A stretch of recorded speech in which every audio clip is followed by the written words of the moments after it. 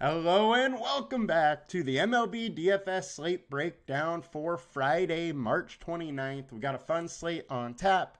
And in the video, we're going to start off by going through yesterday's slate quickly, the perfect lineups, the winning lineups, see what we can learn from there. And after that, we're going to move on to the pitchers for today's slate and some stacks. Now, before we get into that, come join us at LineStar. We do have free trials. If you've never tried LineStar, go through the app stores, either Android or iOS, and you can get that free trial to come try us out. Now, let's get into the slate, get into the perfect lineups. We can start by getting over the right page here. All right, so FanDuel, perfect lineup. We got Corbin Burnes, a two-man Cincinnati stack, two-man Dodger stack, and then some one-offs to fill it out. So still a 2-2 stack in the perfect lineup. Anytime you're seeing perfect lineups with stacks, it just shows you could probably have stacked even a little bit more and still won the contest. Now getting over to the winning lineup, we had Frankie Montas, two-man Dodger stack, four-man, it was three-man Dodger stack, four-man Cincinnati stack, and then a one-off with Gleyber Torres. Only putting up 6.2, but still got it done. He was only 3,200, so you could have won, with somebody else. He also had Frankie Montas, who was cheap, but you could have went down to Crochet, who had a little bit more. So there were ways to beat this guy's lineup and still be heavily, heavily stacked. But congrats to Lone Hicks for getting it done. Now let's check into DraftKings and check it out here. So, perfect lineup on DK. We got Pablo Lopez, Tariq Skubal. Both had great games. Two-man Cincy stack, and then some one-offs there. But the winning lineup on DK, we had Lopez, Montas, five-man Cincy stack, and then one-offs. Biggio, Freeman, and Campusano there to round it out, who Campusano 2.2% owned, 3,800, so not super cheap, only put up 8, but the guy still won by 8.1 points. So he also had a 0 in here, and that's what's so great about baseball is even if you have two guys that underperform, you can still take home 100K, still win the contest, and like Jalen Westman did yesterday. So now let's get into the slate today. Get into it all. All right. Starting over at pitcher. So our high-owned pitcher, we got Merrill Kelly, 9,400. He looks pretty good. Consensus is definitely very high on him. He has a great alert score, and that's really what's probably driving a lot of his ownership. He is in a good spot. He is likely to win. I like him, but I do think he's going probably a little bit lower owned. 26% K rate over his last 20 starts, 28% combined K rate, which is good. But I don't have to go there. I think he is absolutely the safest pitcher.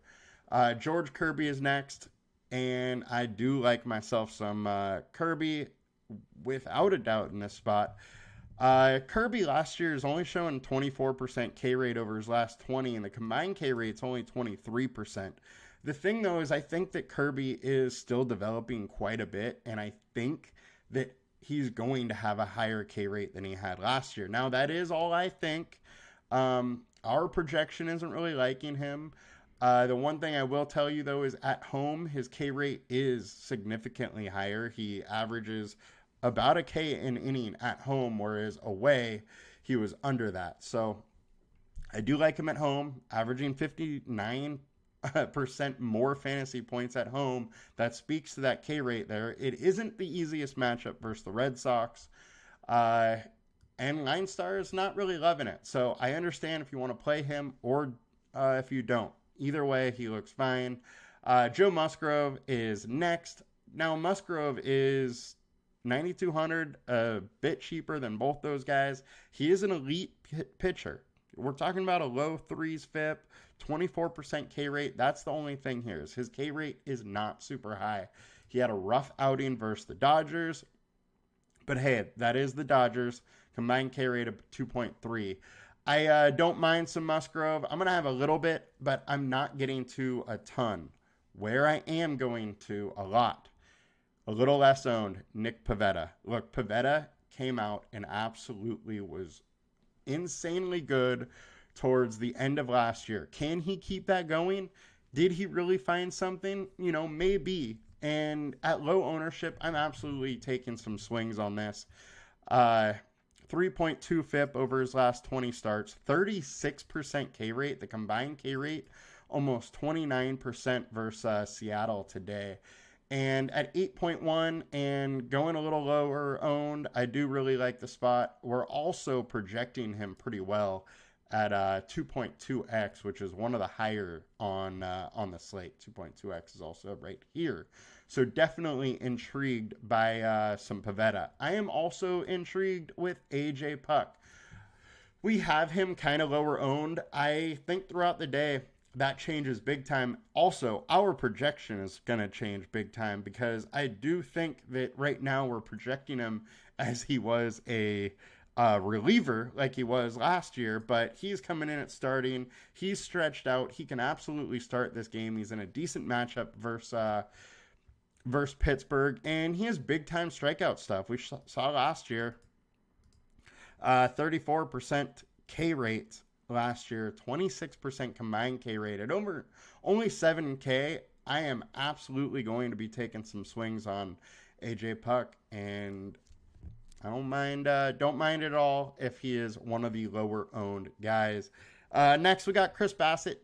Don't mind him. I don't absolutely love him. The K rate's a little low. He is at least 8 points. He's 8.6, so he is under that 9K mark, which still makes him worthy of a consideration here. But he is a pretty good pitcher, can work pretty deep into games and be pretty efficient when he's on. The thing that I like about Bassett is when he's on, that K rate is way higher than 23%. He does have those games where he works late and just racks up those strikeouts. So when he's on, he's really on. Don't love the matchup versus the Rays, though. And that's pretty much where I'm going today. I don't really care for too much under there. So that's where I'm at as far as DraftKings. On to Fanduel Pitchers. We're going to cover that quickly. The high-owned guys we got here are Merrill Kelly. Nick Pivetta is getting much more ownership on FD. And he's even more expensive, but I'm still going there. George Kirby is next. I got to talk about AJ Puck. I think he is absolutely interesting, and I don't mind going there. He is definitely my favorite pivot on FanDuel. So pretty much on FanDuel, I am sticking to a lot of these higher owned guys so far. Probably won't have much below there. On to the stacks. All right. Starting at the highest owned stack, we got the Dodgers, 62% owned for a 5-man stack. Now, want to throw this out. Just because they are the high owned stack, I wouldn't be saying fade them.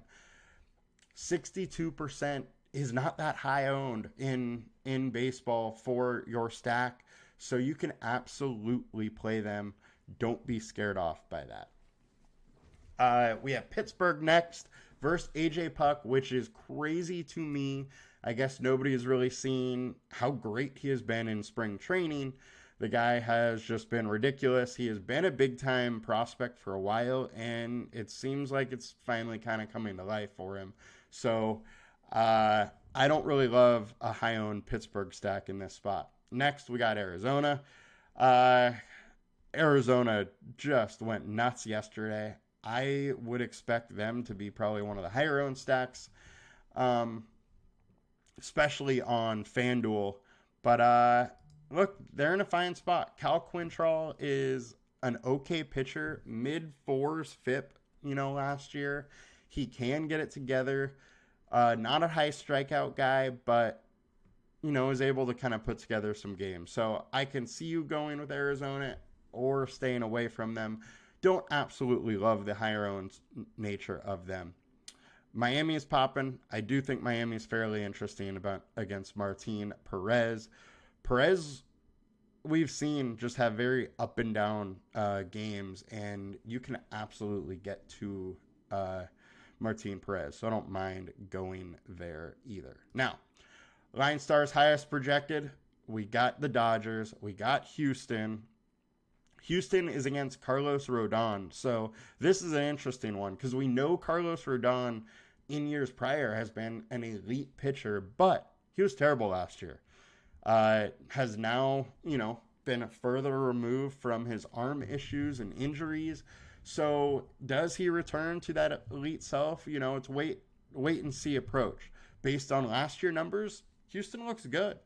We have him projected very high. There's a very high ceiling with him. Wouldn't mind going there, but you are taking that risk of, is he the elite pitcher that we've seen in the past, or is he just who he was last year and, he hasn't fully gotten better from those arm troubles. Dodgers versus Zach Thomas looks real good. He's letting a lot of guys on base. His FIP is right around 4, so not too bad. But that ERA is a full point higher. So I don't mind going with some Dodgers. I'm going to probably have a lot of them. Now, the Yankees, I think, is a very, very interesting situation. Christian Javier really fell off last year, and what we've seen in spring training doesn't lead me to believe that he has really improved or taken another step forward. His walk rate is still super high in spring, as it was last year, and that's his issue. Now he's going against this Yankees team that's pretty dangerous, and there's definitely guys that are going to take that free base on his team, like Soto and Rizzo, and then, you also have their big bats. I do not mind some Yankees stacks at low ownership. I think it's kind of interesting trying to pick on Javier a little bit. Arizona's popping up a little bit. Really good mix of guys in this higher projected spot. Now, if we go to the value stack, we got Cleveland versus Ross Stripling. Now, last year picking on Atlanta or on the A's was a very easy thing to do, and it could be once again this year. This Cleveland team hit the ball very well yesterday, and they have a nice mix of speed and power and, play the game pretty well, even though I bet Clee Kid that the Padres have more wins than Cleveland this year. But I do like this spot for Cleveland. Ross Stripling can be a very good pitcher, but he's also very hit or miss. 4.92 ERA, 4.5 FIP. I don't mind picking on a little bit of Stripling. AJ Puck is, picking on Pittsburgh is happening a little bit for us. Not really where I want to go with this time of ownership. Tampa, Houston, Miami. As I said, I thought that's an interesting one. Colorado is a leverage stack. Look, pretty much everybody is going to, or a lot of people are going to Merrill Kelly. So giving Colorado some love gives some pretty nice value and leverage on the field. And really, the top of their lineup isn't too bad. They have a ton of guys that aren't very good, but you could do worse than the top of their lineup. So don't mind that spot either. Next, into the ceiling, we got Houston, we got Dodgers, we got Yankees. Padres are popping up a little bit. Jackson Merrill is extremely interesting to me. The whole reason being, Kyle Harrison versus lefties was awful last year. 7.27 ERA, 2.82 average, 262 ISO, allowing a home run every 7.1% of at bats. I think it's a very interesting spot for Jackson Merrill here. I usually don't, point out one batter, but I think it is an interesting spot going at a fairly low price for him. Now, last thing I want to do here, just look at implied total. Arizona with the highest implied total. Houston right under that. And the top FIP to attack is Christian Javier from last 20 starts. So that will do it for today. Think it's a very interesting slate. A lot of different ways to go. And I'm pretty intrigued on this one for sure. You guys have a great afternoon. Hope you make some money. And I'm going to try to get out an NBA show as quick as I can. But we'll see. Takes a bit of time to put those together. Have a good one, guys. Adios. Good luck. Let's make some money. See you next week.